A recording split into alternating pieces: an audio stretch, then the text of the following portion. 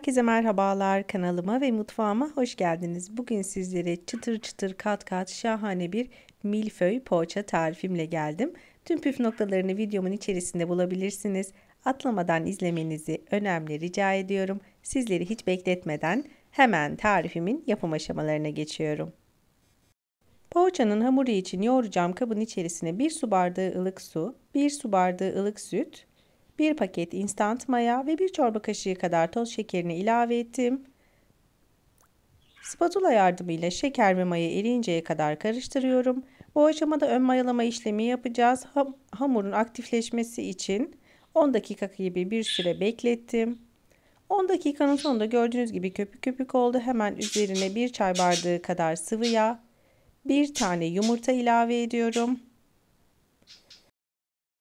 Eklemiş olduğum malzemelerimi hemen hızlıca karıştırarak diğer malzemelerimi eklemeye geçiyorum. Unumun bir kısmını içerisine ilave ettim. 1 tatlı kaşığı kadar da tuz kullanıyorum. Tarifte kullanmış olduğum su bardağı ölçüm her evde bulunan 200 mg su bardağıdır. Bu aşamada unu azar azar eklemede fayda var. Toplamda 5 su bardağına yakın un kullandım. Sizlerin tarif için kullanacağınız unun miktarı ununuzun kalitesine göre, malzemelerinize göre değişkenlik gösterebilir. Lütfen azar azar ve kontrollü bir şekilde ekleyin.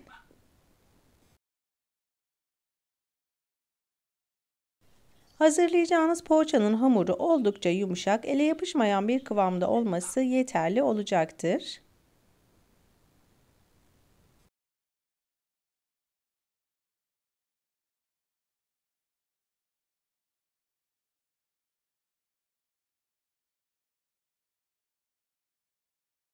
Hamur yoğurma kabında yeteri kadar yoğurdum ve toparladım. Hemen masada hızlıca bir şekilde hamurumu toparladım. Mayalama işlemi yapmayacağız bu aşamada. Hemen bir kesme aparatıyla hamurumu 4 eşit parçaya bölüyorum. Hemen bölmüş olduğum parçaları elimle yuvarlayarak bezeler haline getiriyorum. Bezeleri kolay açabilmesi için hemen 5 dakika gibi bir süre üzeri kapalı bir şekilde beklettim. Hemen hamurlarımı teker teker servis tabağı büyüklüğünde açmaya başlıyorum. 4 hamurumu da aynı şekilde hazırlayacağım. İlk 3 hamurumu aynı eşit boyutta açacağım. 4. hamurumu biraz daha büyük hazırlayacağım. Büyük açarak hazırlayacağım. İkinci hamurumu da aynı şekilde hazırladım. 3. hamurumu da açtıktan sonra hemen oda sıcaklığında bekletmiş olduğum katı yağını hamurun her tarafına gelecek şekilde özenle sürüyorum.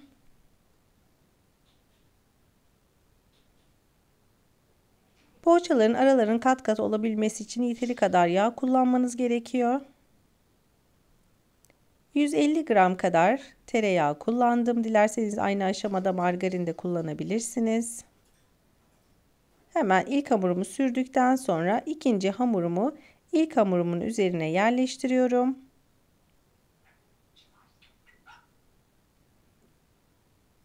Üç hamurumu da bu şekilde yağlıyorum. Ben tarifimi hazırlarken beni tam olarak buraya kadar izleyen siz değerli takipçilerimden her zaman olduğu gibi yoruma kalp olur, emoji olur veya tarifim hakkında herhangi bir fikriniz varsa bunu benimle yorumlar kısmına yazarak paylaşabilirsiniz. Ayrıca tarifim için kullanmış olduğum tüm malzemeleri videomun altındaki açıklamalar kısmına ekleyeceğim. Dilerseniz oradan bakarak da tarifimi deneyebilirsiniz.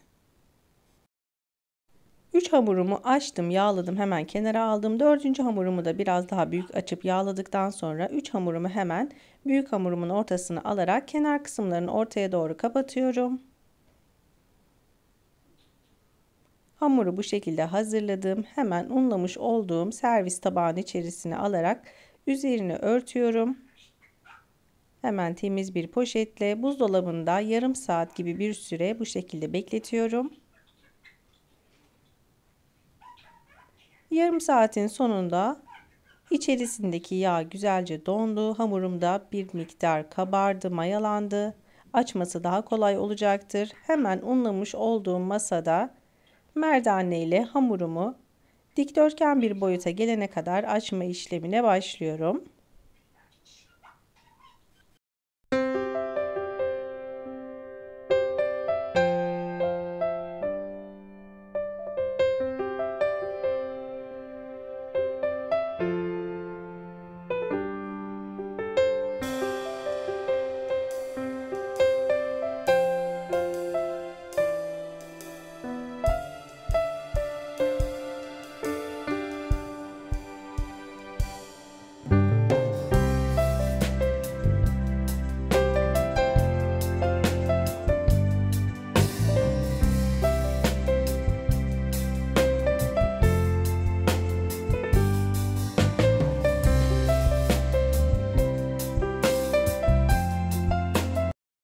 Hamuru yeteri kadar açtım ve büyüttüm. Hemen 4 parmak genişliğinde olacak şekilde bir rulet yardımıyla hamurlara kesikler atıyorum.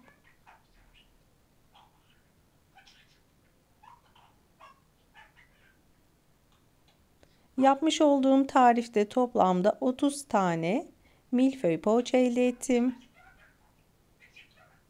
Hemen diğer kısmı da kare olacak şeklini vererek 4 parmak kalınlığında bu şekilde şeritler halinde kesikler atıyorum.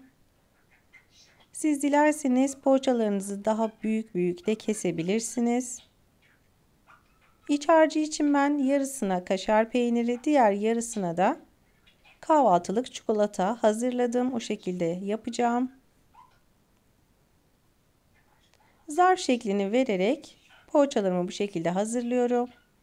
Gerçekten yapılışı inanılmaz derecede kolay, çok lezzetli bir poğaça tarifidir. Sizlerin de aynı zamanda bu poğaça tarifini denemenizi mutlaka tavsiye ediyorum. Yarısını bu şekilde kaşarlı olarak hazırladım. Diğer kalan yarısını da bir çay kaşığı olacak şekilde hazırlamış olduğum kahvaltılık çikolatasından ekledim ortasına. Yine aynı şekilde zarf şeklini vererek kapatıyorum.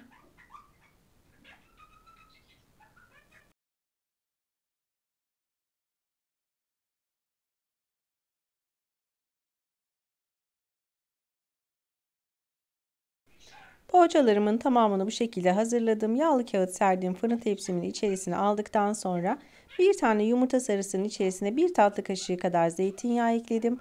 Fırça yardımıyla poğaçalarımın her tarafına gelecek şekilde özenle sürüyorum. Bu aşamada tepsi mayasını fırında gerçekleştireceğim. 10 dakika kadar 100 derecede bekletiyorum. 10 dakikanın sonunda da dereceyi 180 dereceye getirerek altı üstü nar gibi kızarana kadar fırınımda pişiriyorum. Sizlerin de görmüş olduğu gibi gerçekten muhteşem oldular. Kahvaltılarınızda, beş çaylarınızda, dilerseniz çocuklarınızın beslenmesi için hazırlayabileceğiniz gerçekten muhteşem bir tarif oldu. Tarifimi buraya kadar izlediyseniz ve beğendiyseniz mutlaka beğen butonuna basmayı, kanalıma hala abone olmadıysanız kanalıma şu an ücretsiz bir şekilde abone olabilirsiniz. Hemen yanındaki bildirim zilini açarak da yeni yapmış olduğum tariflerden anında haberdar olursunuz.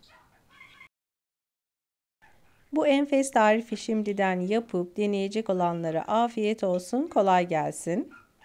Sizler tarifimin son halini izlerken ben de sizlere veda edeyim. Bir tarifimin daha sonuna geldik. Videomu izlediğiniz için çok teşekkür ederim. Başka tariflerde, başka lezzetlerde görüşmek üzere. Hoşça kalın. Allah'a emanet olun.